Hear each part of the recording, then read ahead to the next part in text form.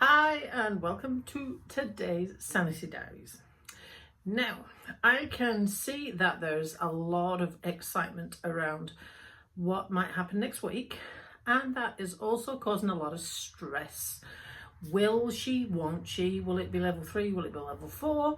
What will it look like? What will I be able to do? Can I do this? Can I do that? Oh my God, I need to get out of the house. The start of term 2. Kids driving me crazy, all them sorts of things. I have heard that even from some of our staff, and they've got contingency plans to get around that. Now, you will remember seeing Gemma's day in the life of and some of the types of ideas that she had for keeping kids amused. You will also remember Kimberly's, where she also gave options on how to keep kids amused. It's not all about making them sit in front of a book and write. So the start of the term is causing everyone a lot of stress. The uncertainty about what's happening next is causing everyone a lot of stress. And with that comes what businesses can open, what can't. Will I still have a job? The longer we go through this lockdown sit down, how will I still be fit and healthy for doing my job, and all those sorts of things. So let's start with the stress. So stress is here, as you know, and it is a mental position that you have chosen to take. Stress is not put upon you, it is a reaction created by your thoughts. Just give you that for a minute. A reaction created by your thoughts. So stress can be prevented if you are able to control your thought patterns. So if you start off with thinking about what it is that is causing the stress, it might help to write a list actually. And then put an arrow, put them all to this one side of the page, the ones that you can control, and put them all to the other side of the page, the ones that you can't control.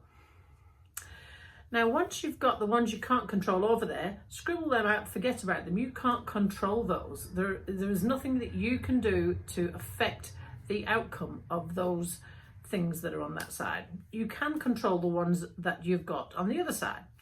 So now I want you to write a plan for each one. So if this happens, positives and negatives. If this happens, what will I do?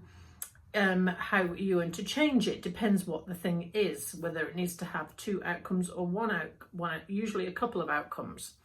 So for each of those things that are causing you stress, what can you do to alleviate the stress, and what action can you take to alleviate the stress, and what can you do mentally? So I don't know, listen to a podcast or listen to some music, read a book, blah, blah, blah, that sort of thing. So that's 2 things you've got to do for each one of those. Everything in that list needs that action taken. So everything that's in the stress that you can control list needs to have an action and a reaction. What action are you going to take, and what reaction are you going to have to it? So you're not going to go, what are you going to do instead? You're going to have a bath. And for each one of your items in this stress control list, I want you to work through and do that. You might have to pause me right here and come back to it. So that's your first task. The second thing, be careful that you don't overplan. Now that means getting ahead of yourself. So, if I'm able to do this, then I'll do that. And there's so many ifs going on right here that what you need to do is plan for things that you know about. Make a plan for what might happen if we change to level 3 next week and you have to go back to work, but really it shouldn't be anything more than that.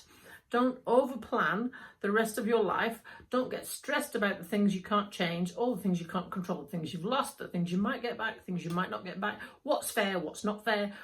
That is all stress that you're putting upon yourself. So don't stress about that, and don't overplan into the future. Just plan your next step. If we change into level 3, what's the primary change that means for you? Just you, not everybody else, just you. Then what are your stress control techniques going to be? So I've got a few that you might want to consider, but you might want to make yourself a stress control list here as well. So listen to music, to a podcast, to, I don't know, something you plug into your ears and that you just listen to, not the TV. You might find TV relaxing, but TV can be a bit emotive, so I'd probably avoid that. Reading a book, either whether it be an actual book or whether it be on the internet. Time out. Maybe you've got a space that you go to take time out. Where is that, and what sort of thing could you do to incorporate that in? A bath, perhaps that's your place that you go to for time out. A bath, maybe a walk around the block, even a walk around the garden, even a step outside and sit on the porch. That even can sometimes help. So you've got 3 things that I want you to do today. The stress test. Write all your stresses down, separate them into a list, things you can control, things you can't control. Things you can control, you've got 2 jobs to do there. You've got an action and a reaction. So what is the action you're going to take, and what's the reaction that you're going to change for each one of those things? And your second thing is don't over plan the future into the next level, into the next week. Just the first step that might happen. Hopefully that has been helpful for you, and if you are wanting to share some of your ideas with me, pop them below. If there's anything you think I can help you with, because I'm actually an NLP therapist and I can do all this mental health stuff, then pop a comment below or send me a private message. Either way, it doesn't matter, and I hope that was helpful. Hope you have a lovely weekend, and let's fingers crossed that we change to level 3 on Wednesday.